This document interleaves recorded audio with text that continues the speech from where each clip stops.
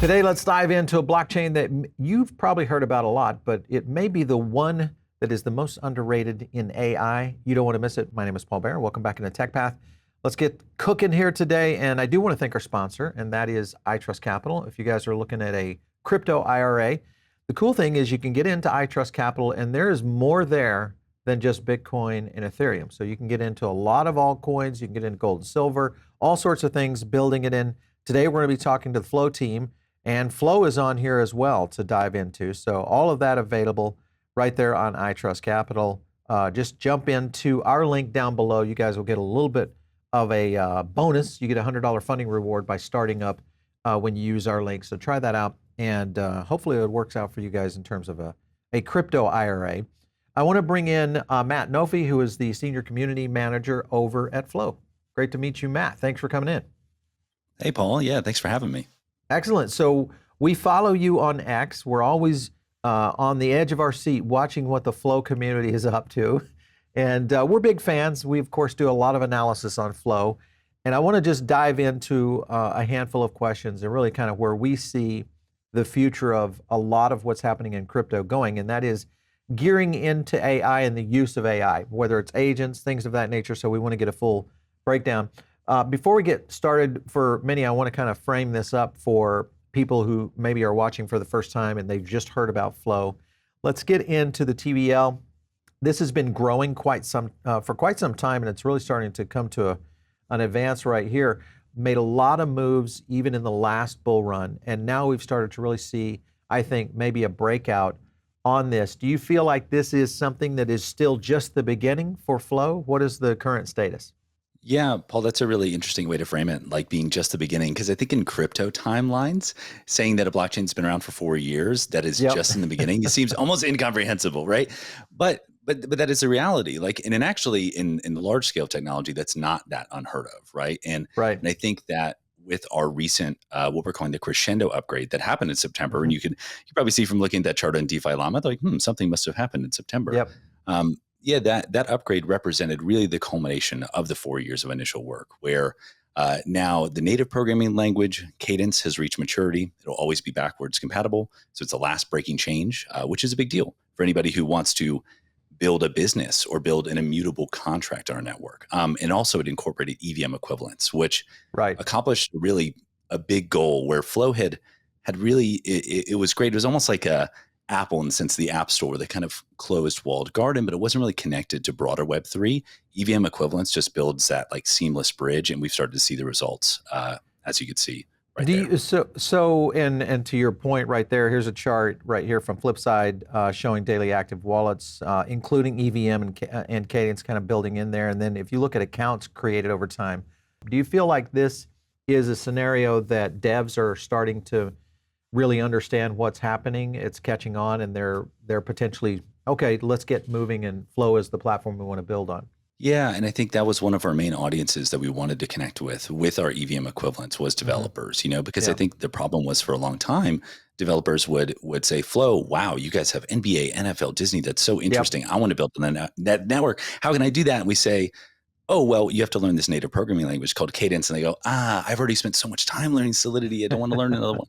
And so yeah, we spent the past year going around to all the ETH global hackathons, which is the first time Flow had been at an ETH hackathon since 2017 when CryptoKitties launched. And the response from developers was incredible. We were the #1 layer 1 hackathon at ETH global. So saw incredible dev participation. And so, yeah, I mean, it is a good feeling to think that the thesis of EVM equivalents would attract developers. To see that play out in real time, it was really cool. Well, this is still somewhat new. So, I mean, the possibility here to still try to recruit and somewhat be a little bit cannibalistic in terms of blockchain devs. Are you looking at attending like ETH Denver and some of those platforms where you would see a lot of developers? Yeah, we'll be at ETH Denver in just a couple of short months. We're going to have a booth there. We'll be at Biddle Week, have a hacker house, a lot of ways for developers to interact with us. And we'll be doubling down on ETH Global. We really think it's a great organization. And so we'll be at a lot of their hackathons through the remainder of the year. We actually have an ETH Global AI Agent Hackathon we're participating in at the end of this month. So yeah, Okay, well, place some big bets on don't developers. spoil the episode because we're going to get into Of course, that. of course. So let's go into that. I just want to kind of follow along with the EVM. You know, you look at EVM now in comparison to some of the other chains that are out there. What really makes Flow's EVM different than others? Is there something that you guys are really focusing on?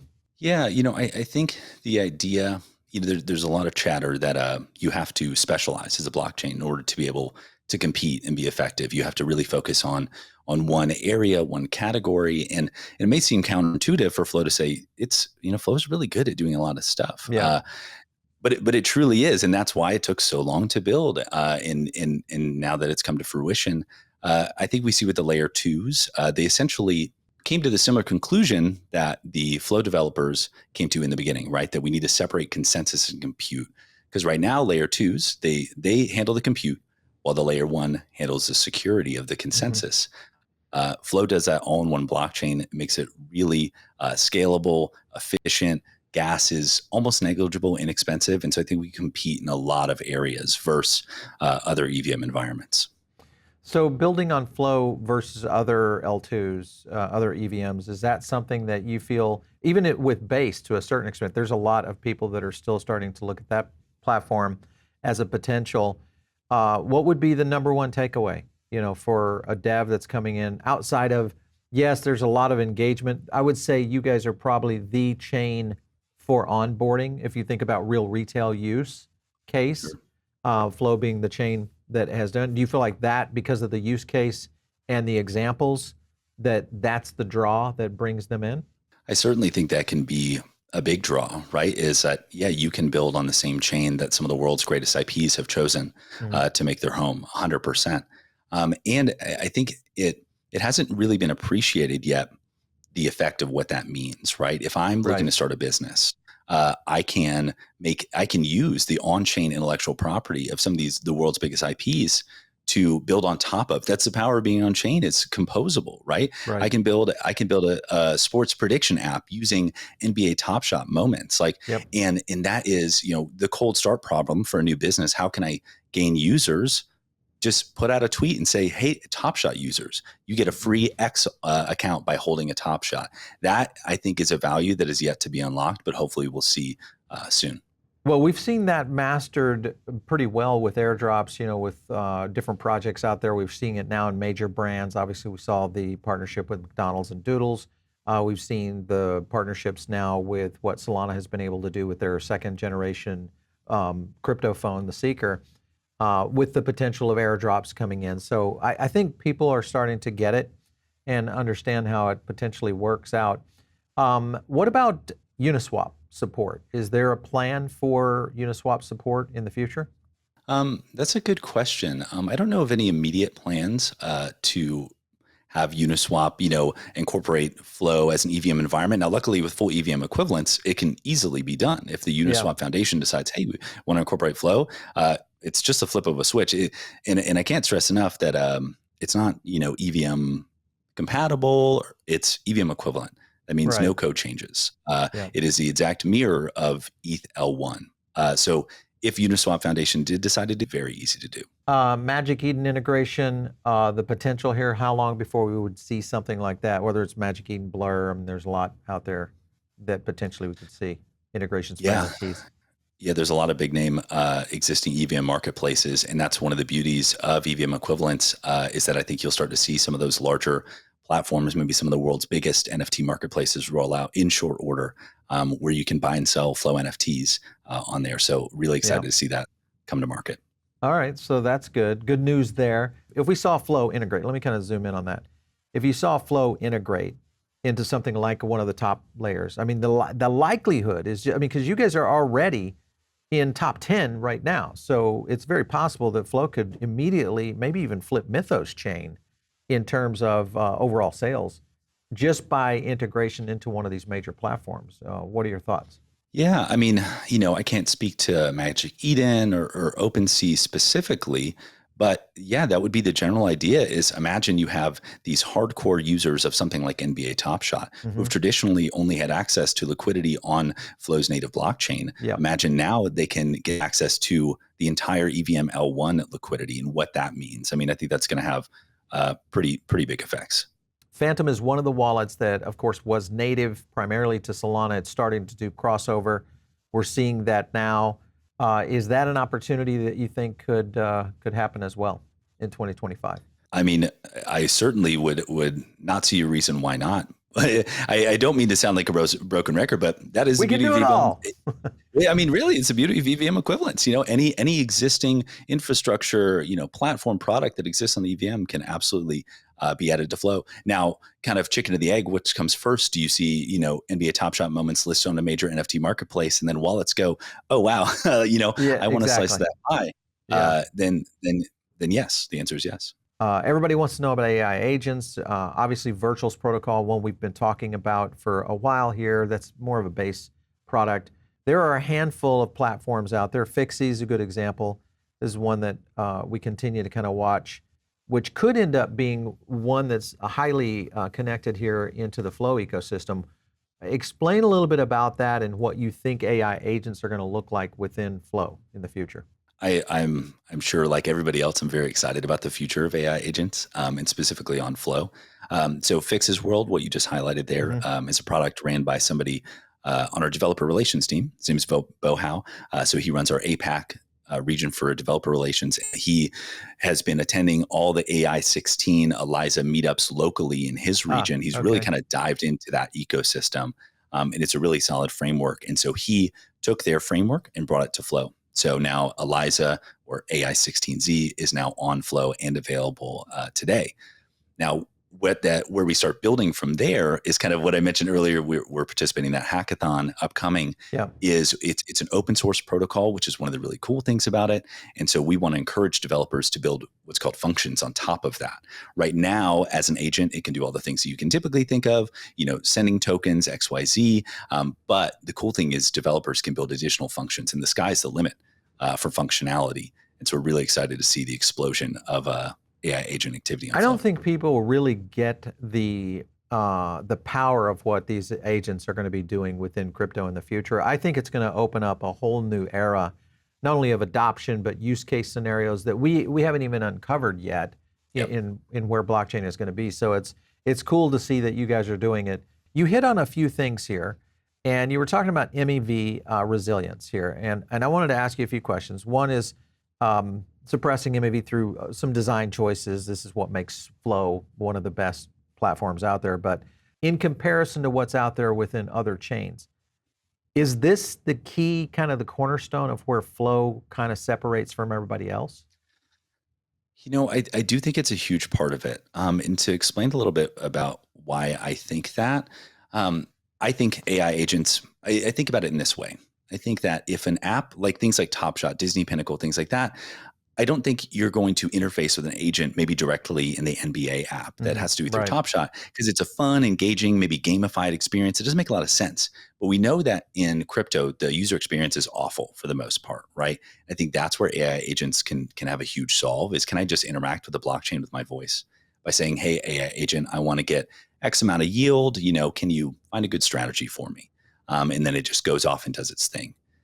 And this is where MEV Resilience comes into play, because I'm a big believer that AI is going to discover minutia arbitrage opportunities. It's going to really be hyper efficient at figuring out how can I generate the most, wealth revenue for my user. In MEV, which has traditionally been only available to people with high compute abilities who are, really kind of in the know. I think an AI agent could do it like that, right? And so I think that Flow having MEV resilience, and for those who don't know what that means, it means that people can reorder transactions before it enters the blockchain, right? Exactly. And they can kind of come up with a way to make themselves more of a priority than your transaction, which can have negative consequences if finances are on the line, right? And with Flow, we're incredibly MEV resilient. It almost can't happen due to our architecture. And so I think what that does is create an equitable environment where you and I have the same edge as someone with a data center. That's what regards to makes it MEV so resistance. powerful right there, Right. is it really does level the playing field on a lot of this. Staying with the AI conversation here, I was looking at another tweet you had here. And this is talking about, the team building on this. Fixie's World, I mean, we could see this launch. What do you think? Do you think this could be launching soon? Is there a timeline out there that you've been privy to around this? What's the potential here in 2025? Yeah, I think, Bohau wants to launch his product on Fix's World. He calls it V3 of his product relatively soon. I don't know exactly when, but he's also in tandem creating that kind of developer environment for anybody to build on top of that. And Yeah. he's making a really big focus there. And that's what, we want anybody to be able to build on top of it and create that kind of community network effect. And so I think that's going to be a winning strategy long term. Yeah, this is one we are watching very, very closely, especially in the AI space. There's a handful that have not launched. For many of you guys watching our show right now, this is such an early space. We've shown this in quite a few videos in terms of the amount of AI agents that have deployed, whether it's on Base, Avalanche, as well as other networks. But we're really keeping a close eye on this one. So Fix's World is definitely one that we're following along quickly. So I'm looking at another tweet you did right here. And this is sports collectibles evolving very fast. Imagine having an AI tracks trades, manages, your NBA Top Shot moments, etc. I could also see this being used in all sorts of maybe even betting architecture if you think about this. Because if you look at what Barstool Sports is doing, ESPN Bets, you look at all of the ecosystem that's being developed out there right now. AI is going to play a big part of this. Explain to me how powerful this could be for the sports industry. Let's say for when you're interacting in the NBA app, you might be interacting with an agent, but there's so many additional opportunities. I mean, you mentioned sports betting, that's a big one. But I think about even, let's say I have a favorite team and, we do a lot of things all the time. I'm, checking this social, checking that social. I can't be glued to my phone, glued to my TV, watching this, team, seeing when the moments come out for my favorite player all the time. But if I have an agent who's monitoring that and says, oh, hey, your favorite player, they just came out with a moment. I'm going to go ahead and snag that for you and put that in your collection. I think that's really powerful. If I'm, if I'm like, oh, wow, I really want this really rare moment, but I don't want to pay that much for it. Agent, could you keep an eye out when a really good deal comes up on that? Yeah. And and you can snag that for me. So it's having a personal assistant to be able to kind of monitor and curate your collection, look for opportunities, maybe take advantage of arbitrage across different marketplaces. I mean, there's so much you could do there. So you look at digital IP, we're already seeing, I would say, a massive explosion over the last couple of years in many different collections, platforms. You look at Pudgy Penguins, what they've been able to do in a short period of time. Genies is one that we're continuing to watch here. And this one's kind of interesting because if you scan down on their website, this I thought was cool. Smart avatars, and they're talking about AI avatars, personalized gameplay, smart assets that could be integrated, talent, the network itself. Point I'm getting at is, could Genies be using something like a FlowAI to be able to utilize this within their new user-generated content model that they're building right now?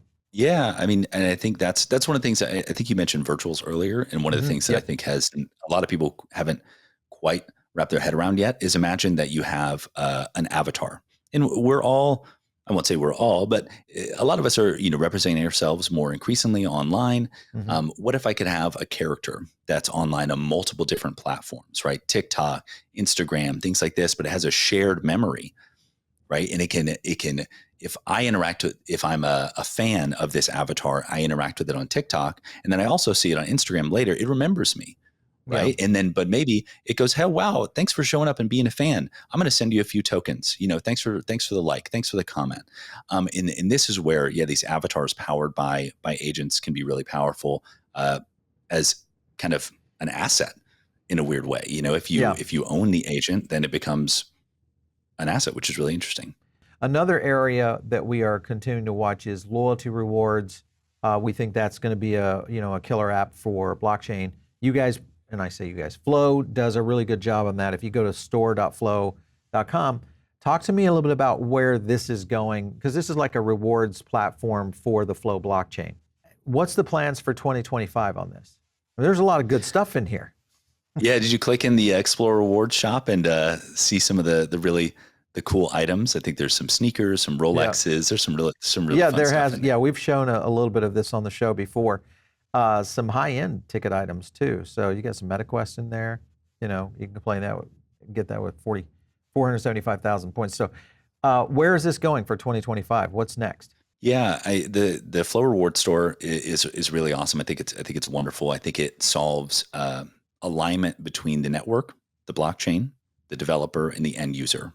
And so it's a really kind of unique platform that does this. And so one of the things we talked about earlier is the kind of network effects of being able to build on the same blockchain that some of the world's biggest IPs are.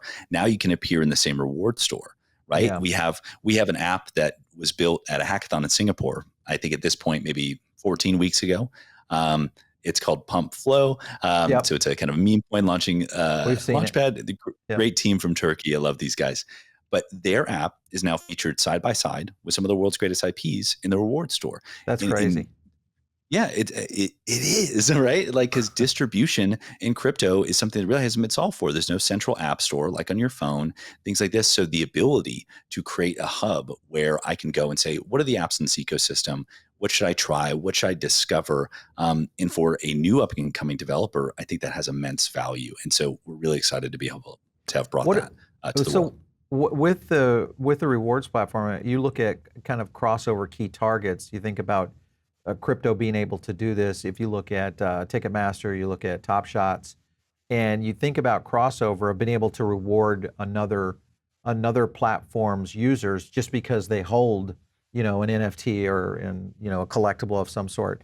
That's a big opportunity. Do you think the potential for that to implement into things like rewards will happen in 2025, or is that something kind of more lofty down the road? No, I don't think it's that lofty at all. I mean, we've already seen this happen. You mentioned Ticketmaster in a couple of ways. A lot of people haven't tracked this. I think there's an interesting kind of cognitive dissonance that has emerged in crypto, specifically as it in regards to Flow. Some of the activations that happen on Flow are almost incomprehensible. Like we're like, no, that's not happening in crypto. Like we're still early. That's not happening in crypto. Most recently, Ticketmaster, if you attended an in-person NFL game, you got an email with a Ticketmaster collectible NFT. In addition to that, they partnered up with NFL All Day, and you got a NFL All Day moment from the game you attended as an NFT. So Ticketmaster is making NFTs. NFL is making NFTs. Like real world these things are happening right now. Yeah, it's incredible. But from the flip side of it, like say something like CryptoKitties, which is very crypto native, they are absolutely taking advantage of the composable nature of cryptocurrency. They just recently did a conclusion of the first season of their Telegram game, and at the end you got a crate, and inside the crate contained meme coins, Bitcoin, all this other stuff, all these assets, and they can choose to reward their users with those permissionlessly because it's crypto. They can absolutely do that. So it's just really cool to see that emerging on our chain. Would this be something that could be opened up to users in general? So let's say, for instance, PBN's on Flow. We've got we're gaining points over there within the loyalty platform, and then we want to airdrop that out to one of our members, one of our fans, one of our audience. Is there anything that is in the roadmap for that kind of composability? Well, in that is how the Flow Reward Store works right now. Let's say you're an app in our ecosystem, and you approach us, the foundation, you say, hey, we want to be in the App Store. We go, great. Let's give you an allocation of what's called boxes and keys, which are part of our point system. Now you can give those out to your users as a user incentive to get people to join your platform, participate in whatever kind of activities, and then they can take those points back to the Flow Reward Store and get rewarded. So we, as a foundation, want you as the app to be successful. We want to give you the tools to help you do so. I want to get into another area that we've talked about here on the show quite a bit, and that is the potential of blockchain working within, I think the restaurant space is going to be huge, both on the loyalty side and maybe even on the execution side in terms of ordering scriptable interactions without smart contracts. This is one of the things we've talked about quite a bit.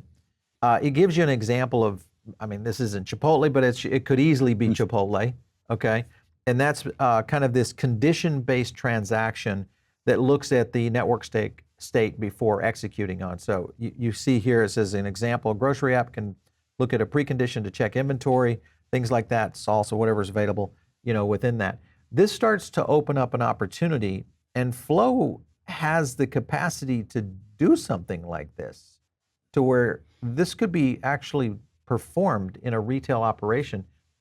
Any potentials down the road for something like that? Chipotle, if you're listening, no, just playing.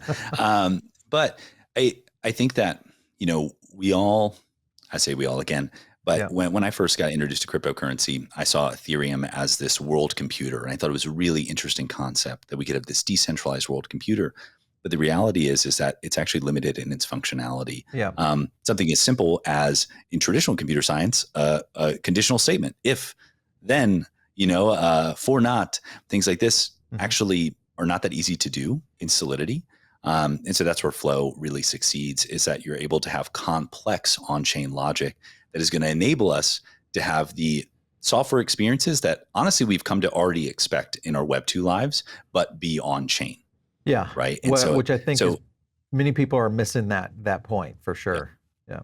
It's a big 100%. Opportunity. Let's also take a look at staking. This was another item we had here. So DeFi on Flow, liquid staking, obviously it's boosting the ecosystem if you're looking at increment finance right here. And if you guys have not downloaded the Flow wallet, go do that first so you can kind of explore how liquid staking works within the Flow ecosystem, because there's some pretty significant rewards that are printing out there. But do you feel like this is really going to help expand the ecosystem for those who are really active in DeFi? Yeah, 100%. I think liquid staking has kind of become par for the course in a lot of DeFi ecosystems. And so that's one of the things that, Flow, with our Crescendo upgrade, we wanted to have at a minimum feature parity with a lot of the DeFi features that you come to expect. And then we want to kind of compound upon that. We've already seen people adopt liquid staking through platforms like Increment, Anchor staking, things like that, and already start to interact. We've seen other ecosystem partners like Kitty Punch, one of our dexes on Flow, start to accept those LSTs and create a more vibrant DeFi ecosystem. So yeah, big fan of liquid staking. Yeah, I think this is going to be, it's kind of the underreported area of crypto right now, especially around DeFi. I mean, it's happening across all the networks, whether you're looking at GoGoPool, you look at what's happening with Solana. I mean, Jito is a good example of that as well. So, I mean, there's a lot of communities out there that are already kind of plugged into it, but it's cool that Flow is kind of going that. I want to hit that direction. I want to hit on this last topic, and that is the Disney Pinnacle platform. So we've talked about it. We did a whole video on this. So if you guys are watching the channel right now and you go, what's Disney doing what are they doing? Well, they're actually getting into some sales volume now. I mean, not a lot of transactions here. The point being is Pinnacle is like a collectible pin. For those of you who have never, if you want to go back and watch the whole video, just search Disney Pinnacle on our channel. We did a full breakdown. This is on a Flow platform. When do you feel like this, I know you can't speak for Disney, but do you think they're going to launch this soon, before long? Well, like you mentioned, kind of it's an early access currently. I think it's maybe the product's a little bit over a year old at this point. Yeah. And as you can imagine, these kind of legacy IPs tend to move fairly slowly, right? Especially when kind of tiptoeing into the blockchain space. So I'm incredibly, it's a Dapper Wallet product, but as someone who's kind of, representing the blockchain underneath that all, I'm incredibly proud of the work that they've done. And they've managed to gain the trust of a company like Disney that's allowed them to open up a marketplace, even a temporary marketplace where you can buy and sell your NFTs for whatever price you decide. Like, that's a big deal to really let people use their on-chain IP however they want to. And so, yeah, I certainly hope to see kind of an always-on marketplace, always-on trading emerge in the near future. That team is great. I spent some time with them at a Disney conference a couple months ago, and to get to see traditional Disney fans interact with that product and the kind of light bulb go off and them understand digital collecting for the first time was amazing. I mean, they've already got like 20,000. Yeah, it's 20,000 followers here on X right now. This was a 72-hour trading event that was done. Get ready. So I'm still skeptical, but optimistically skeptical in the sense that if this can get rolling, because Disney has done some false starts before. I mean, they've been trying to do this for quite a while. I would say for at least 3 years, really get underneath it. Pinnacle is a little bit different for sure. It's one of the things that, Go Oh, ahead. just to say this, I hesitate to use the term, but it was at the Disney conference that this really hit me, was almost the subtle genius of making them into digital pins. At first, I was Hmm. like, why restrict yourself to that kind of form factor? It's Yeah. digital. You can make it into whatever you want. But the subtle genius is that when pin collectors, who there's a large population within Disney, saw them, they understood exactly what to do. They know how to Hmm. collect pins. They know how to appreciate pins. They Right. know that ecosystem, the lingo, everything, and they just kind of slipped right into it. And I was Yeah. like, it clicked for me then. I was like, now I get it. Yeah. Well, I mean, it's like whether, if you look at what Dapper has been able to do this within other areas of the industries in terms of collectibles, it's a natural for sure. Last question to you, consumer blockchain competitors, and you look at Abstract versus FlowEVM. Abstract now, of course, coming into Magic Eden likely is all happening. I mean, this is, I would say this would be a competitor right now to what's happening within the Flow ecosystem. What are your thoughts on what's happening over with Abstract? Obviously, Pudgy Penguin's related here. Big fan of Pudgy's, big fan of Luca. I've met him a couple times. He's a great guy. He's incredibly tall, if nobody knew.